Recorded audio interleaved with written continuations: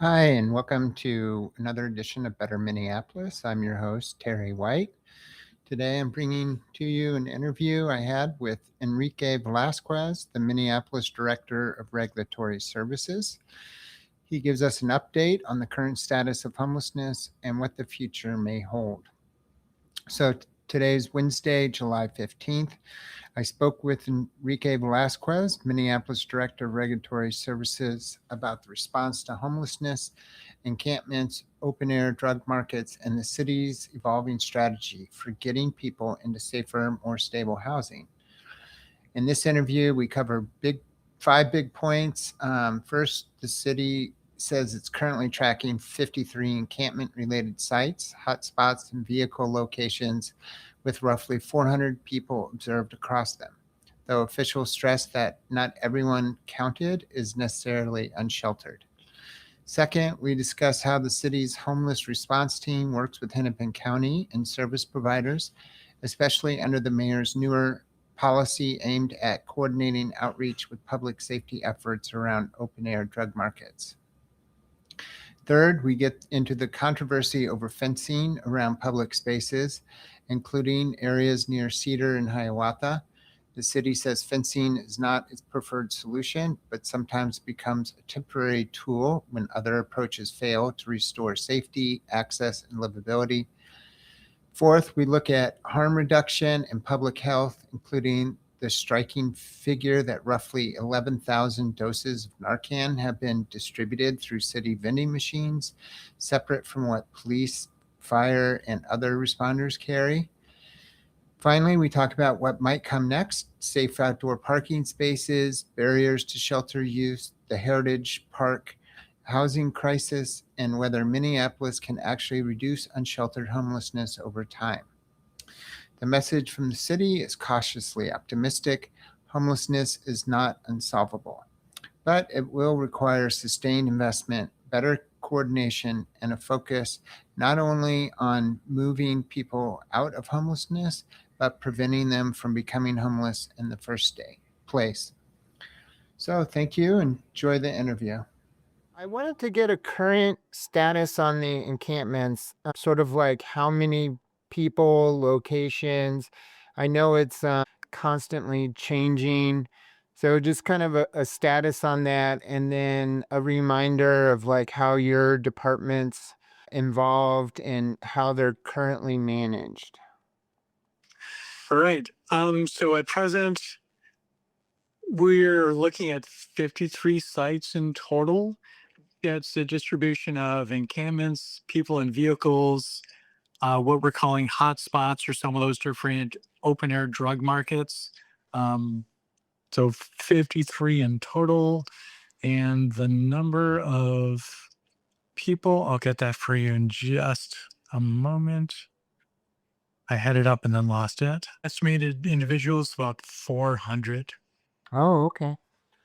But that doesn't mean that they're unsheltered. It just means as the homeless response team goes on site, they do a site, just visual count, and that's how many people they see at those different locations. That maybe they're volunteers. It could be that they have housing and they're just visiting, or they're engaging in drugs or a variety of other activities while at that location. And then the second part of the question of how my team engages.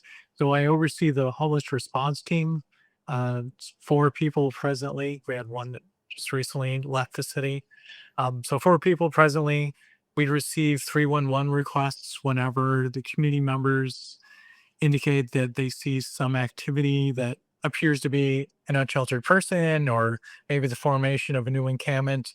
The homeless response team, they go out and they verify that yes, there is somebody there is activity, and start to do some engagement with those individuals by seeing if they have a case manager, if there's any sort of triaging or other things that we can do to provide them with services in helping them exercise their agency to move out of this situation of unsheltered homelessness into active, stable, supportive housing. Do you interact with the county at all? Yes, on a regular basis, every day there's interactions, both directly as well as we're part of the homeless management information system. So we're able to look at information for each of the different individuals that we connect with. And if we see that there's a case manager, then we connect them to that case manager, whether it's with the county or one of the other service providers. But there's a constant flow of information with the county. Okay. Now, has that changed at all since the new policies announced by the mayor? I guess it's been a couple of weeks now. I know I watched the press conference, and I'm trying to, I guess, just figure out. Well, does this mean like additional cooperation between the different departments, or do you see any different activities occurring because of the policy?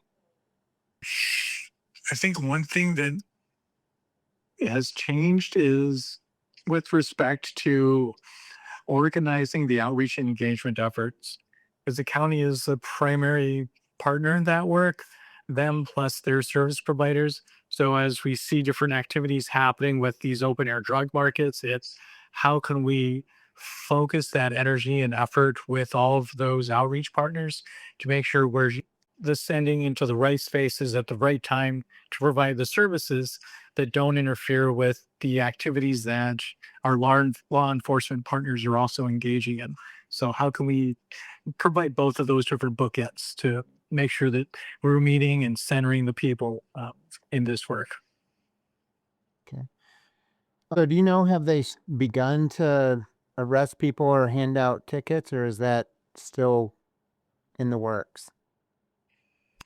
Uh, to my knowledge, the first wave here is targeting drug dealers, not so much the drug users, trying to get to the dealers first so that we can cut off that supply. Yeah. And I believe that there have been some citations issued. I don't know specifically about arrests. There are some different actions that are pending. So as we start to see this effort roll out over the next couple of months, we'll start to see some of the fruits of that labor. But it's going to take some effort over the next couple of months as those different complaints uh, make their way through the court system, through the judicial process. So, thank you. One of probably the main reason I reached out to you is because there was a story in the paper about the fencing, and the the mayor's new policy was announced after I saw that article. But I was curious. A lot of people have been, oh, I don't know, upset by the fencing. And I realize not all of it is the cities. A lot of it is the Department of Transportation, like under the underpasses and stuff like that. But I'm just curious, what is the city's policy in terms of putting up fencing? And then do they go through a process of evaluating and taking it down after a certain number of months, or how does that all work? Sure. Uh, ultimately, we don't want to see fences around all of the green spaces. It doesn't look good. It doesn't feel good. It doesn't give that sense of safety.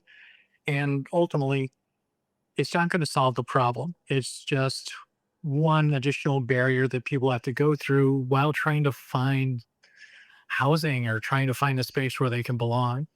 So our focus is on let's take a look at all the different factors, everything that we can do to support those unsheltered residents, as well as provide safety and some sense of community cohesion and livability for those that are living in and around those different areas. So fencing isn't the thing we lead with. It's sometimes the thing that we land on when we can find other solutions to restore that community livability. So we do look at other crime prevention through environmental design opportunities, such as can we re-landscape a certain area? Can we reactivate a certain corridor or have some sort of positive activity? Can we have community safety ambassadors located in those areas to just disrupt some of the different things that are happening that are creating unrest and creating harm for the unsheltered residents as well as those that are living around the area.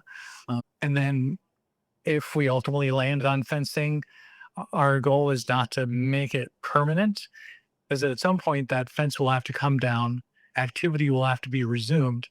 It's a matter of when is the right point. So if we see that the thing that was happening, maybe it's uh, the open air drug markets or people that are surrounding and congregating in those areas, maybe they've dispersed and it's no longer a concern, we can reevaluate and say, okay, those fences can come down. If an area is marked redevelopment, we can look at, is this the appropriate time to bring the fence down so that development can happen and we can continue with the business of running the city and providing good looking and good quality spaces for people to engage in community activities and in business. So we look at all those different factors and also are closely connected with Metro Transit, Hennepin County, and the Minnesota Department of Transportation, so that if one agency is uh, doing something on their property and the other agencies also have land in the surrounding area, that we're trying to do something consistently rather than push it off of one agency's property onto another agency and making it their responsibility. We're trying to be as collaborative and cohesive as possible so that we can solve the root cause issues instead of just passing the blame or passing the buck. Yeah, I think a big problem area was that Cedar Hiawatha area. That was one of the main focuses of the story I read, and people were concerned because it was leading to people like walking in busy streets because they couldn't access the sidewalks and stuff. I mean, how do you handle that? Because I mean, the street might be a city thing, and but the fencing is the transportation department. That's a very tough corridor because we've seen a lot of unsheltered residents there. We've seen the proliferation of more drug dealing and open air activities like that.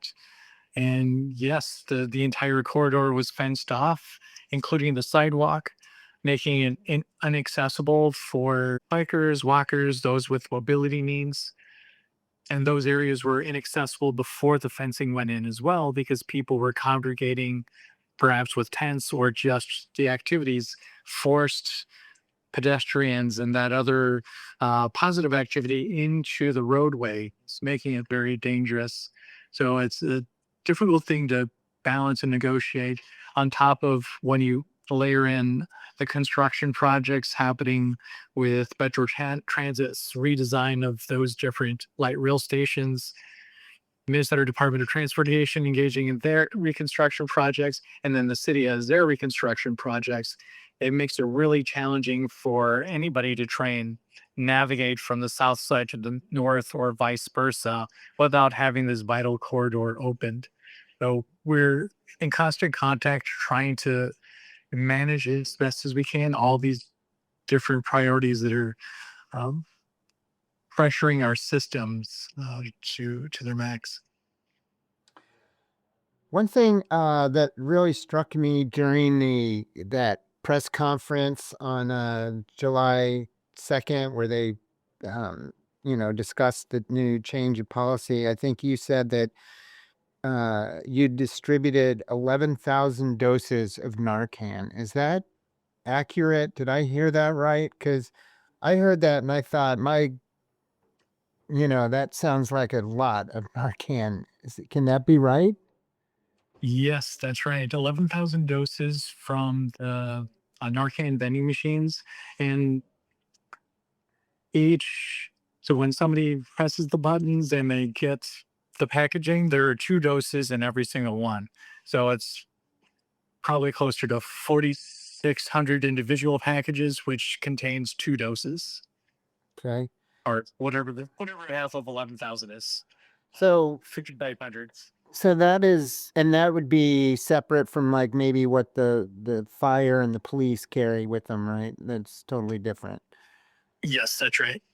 And I mean, there's no correlation. I mean, you couldn't say that's how many overdoses have occurred. You're just looking at this is the data from the machines, right?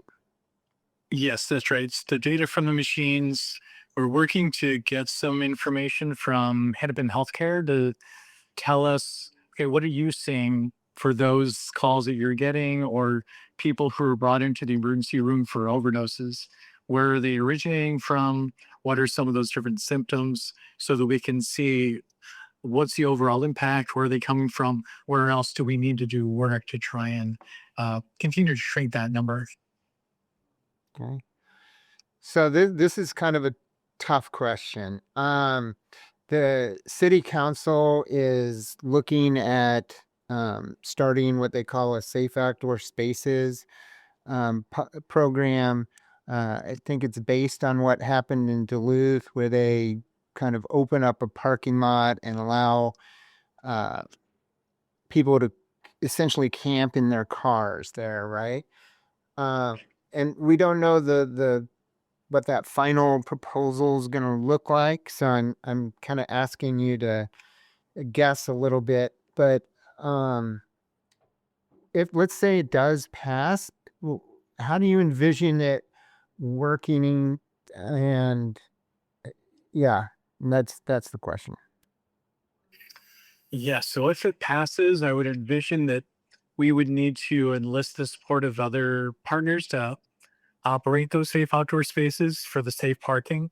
It's not something, at least from what I've participated in so far, it's not something where we would look to host it on a city owned lot.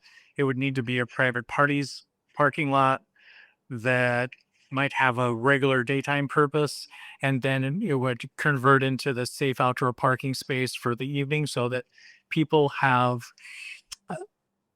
the sense of safety in the evening without worrying about who's coming to my vehicle. Is my vehicle going to get damaged? Am I going to be harmed while staying here? Or am I going to be harassed in any sort of way by uh, whoever owns that road or whoever has jurisdiction over that road or space where I'm parking?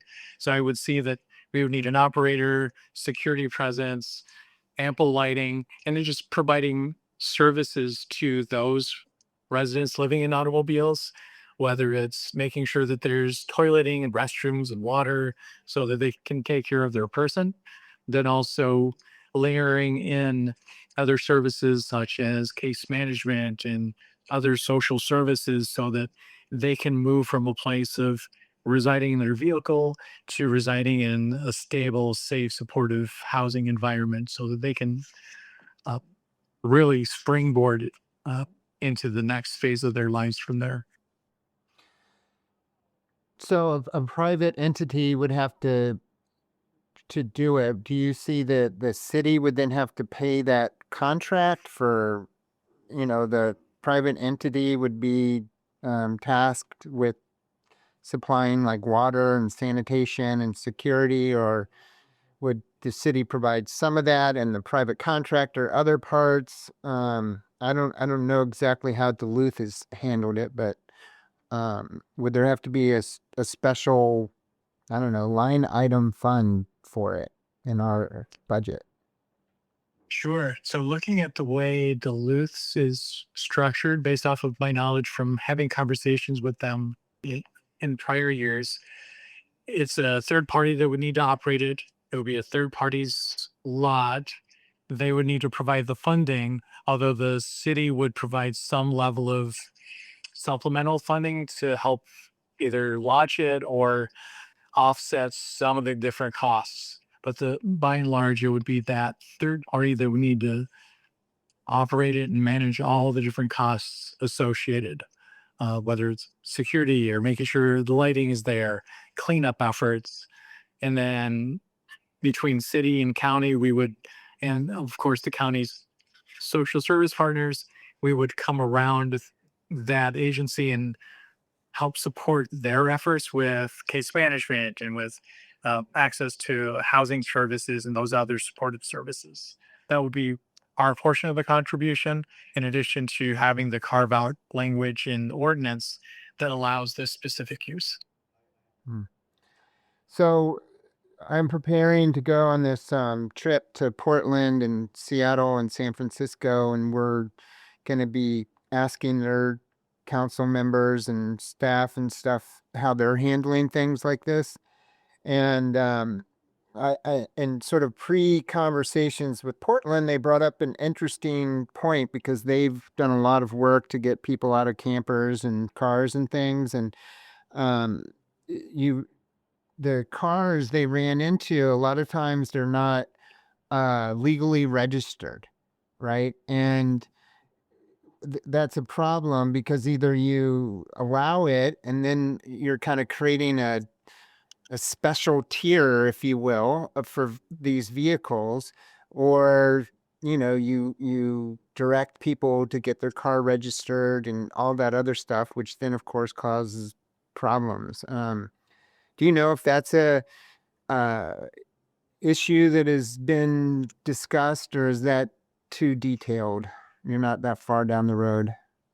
Sure. It's not an issue that I have heard of being raised, either through traffic control or homeless response team, or even those that are working on this new policy. What I would foresee is we don't want to add barriers to people who are already disadvantaged. We want to come alongside them and reduce the barriers as much as possible. So if their vehicle is in disrepair, we're having some dialogue with third party or even nonprofit organizations that repair automobiles to see, okay, what can we do together to make sure that these vehicles stay running? Because the vehicle isn't just a home, it's also that A to B transportation to get them to work or to visit with other family members. So, what can we do to keep those vehicles running so that they can do all those things until they no longer have to do it in an automobile and have a safe, stable home?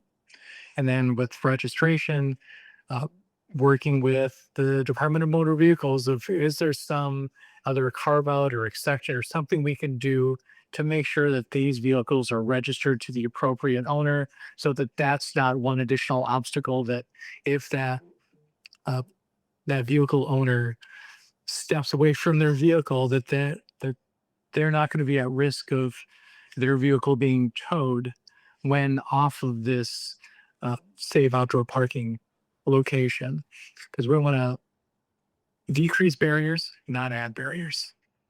So, why would it have to be private property? I mean, the city owns a lot of different land, from my understanding, around, and not all of it is being used. I mean, why couldn't it be a city, like an unused, vacant city lot? Uh, so that was the model that City of Duluth went with. So I'm just kind of basing my uh, context on that. That the City of Duluth opted for it to be on private property, not city-owned property.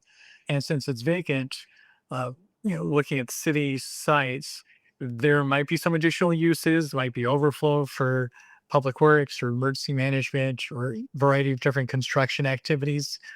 Um, and the focus would be ensuring that it is an actively used site, that there is a presence, that there would be restrooms and lighting and all the other infrastructure present so that people can utilize and make available themselves of these different services and stay safe. A vacant lot isn't necessarily that unless we're able to build in that infrastructure. So that's why we're looking at different uses so that there's already a planned use during the daytime that would non interfere with the operation of the safe outdoor parking space.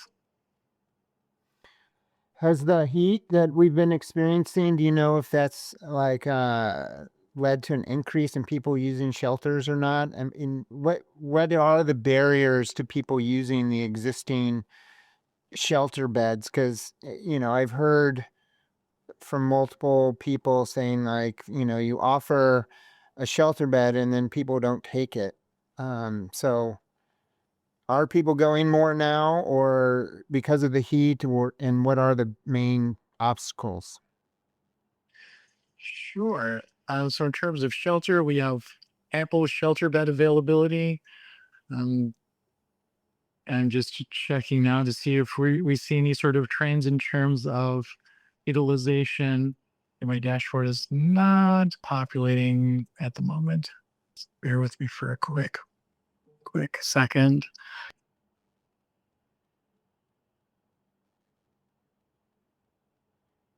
Now, I'm not able to pull it up, so I'll have to uh, circle back with you on, are more people availing themselves of the shelter beds? I can say anecdotally, driving around the city, to some of the known hotspots, I don't see nearly as many people present. Doesn't necessarily mean that they're in shelter. It just might mean that they're seeking shade and respite in other locations that aren't necessarily under the bridge or bridges, or in spaces that are uh, place them out in the sun, in that direct sunlight, with increased exposure to the heat and the air quality issues that we're experiencing. Some of the different barriers that I've heard about why people don't go to shelter is some of the historical narrative of shelters are unsafe, or it's such a high bar to be able to get in, or there's of course the requirement of, you don't necessarily have to be sober to go into shelter, but you can't actively use in any of the shelters around the city. So that by itself presents some level of a barrier, that we don't have safe injection sites that are also sheltering spaces. Um, and by and large, it's a challenging, not intractable, just a challenging issue to overcome unless you are ready to move forward and actively stop using. But we keep on working at it every single day. Okay. Well, the last thing I wanted to touch on, and I know you probably have to go here soon, but I watched the meeting about Heritage Park yesterday. That looks like it's going to be, kind of an expensive and ongoing priority. Um, does that mean there will be less funding next year for affordable housing as they, um, or is it too early to say what kind of budget impacts it's going to have? That's a difficult one to answer. In Heritage Park, it's devastating to see what has happened there. And we're committed to making things right, in terms of the funding and the reallocation of the Affordable Housing Trust Fund dollars over to Heritage Park for relocation. Uh, I see that as we're reinvesting in Heritage Park, and that also means we're taking money away from other investments uh, that will have repercussions maybe further down the road. It's probably too early to tell how much of those funds we'll need, or if we'll need more, or will that be the final landing space. From yesterday's committee of the whole meeting, there was some discussion about, is the Affordable Housing Trust Fund the appropriate funding source for this effort, because of what you just mentioned, decreasing that potential investment in future affordable housing uh, developments, or are there contingency funds or other places that we can look before touching the trust fund? So I think that is still developing, and we want to keep that fund as whole and complete as possible, so that we can keep on developing and delivering results to the communities, and uh, make sure we're doing right by residents and serving them in the capacity that they deserve. Well, I'm sure there'll be a lot more to come on that.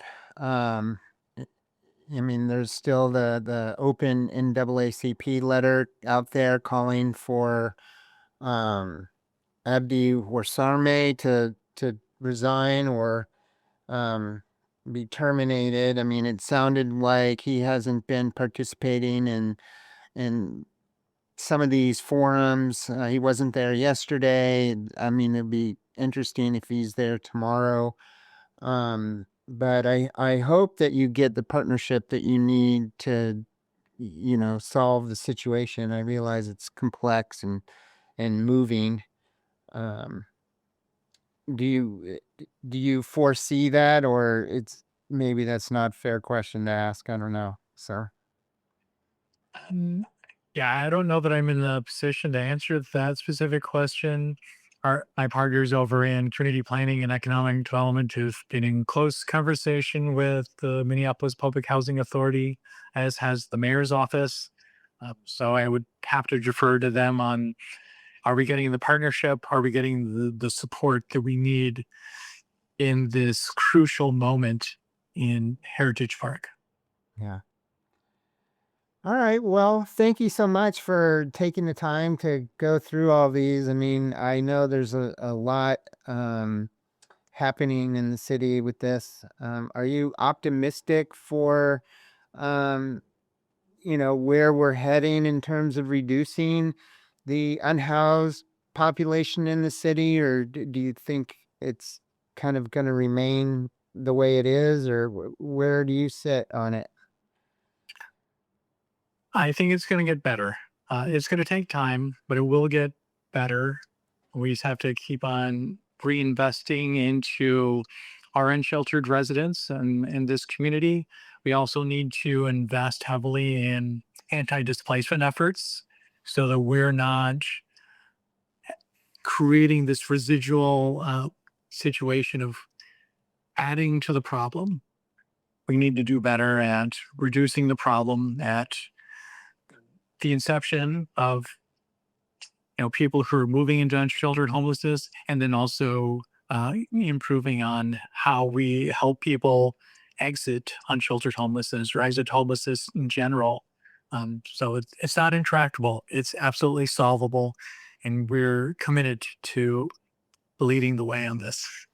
And I recognize it's not all on the city. I mean, I think I find it a little bit um, interesting how the county that plays such a huge role is so often not even discussed when it comes to, how we solve this. Like, it's like people forget that they're involved. I don't know. It's interesting to me. They really get a pass on all this, but I know they have this huge budget devoted to it, and I know they have their own outreach teams. Do those outreach teams and your team interact like on a daily basis? I mean, I know you said you only have, I guess it sounds like 3 people now. Do you know how many people the county has, or do I need to follow up with them on that? Offhand, I don't know how many people Hennepin County has for their various teams. They have streets to housing, they have homeless to housing, they have healthcare for the homeless. So they have a number of different teams that are focused on this effort. And my team engages with them regularly, multiple times a week. They might see each other out in community at different encampment locations or hotspots, and might do some co-servicing of those individuals. Uh, there's regular meetings already established with the county and all the different service providers that work within this space.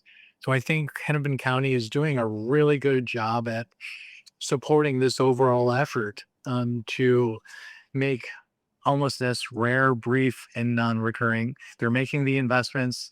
They're devoting time and energy to uh, reducing population by population, and just I think are reviewing RFP proposals for their recently issued super RFP, request for proposals, for a steeper investment into this space.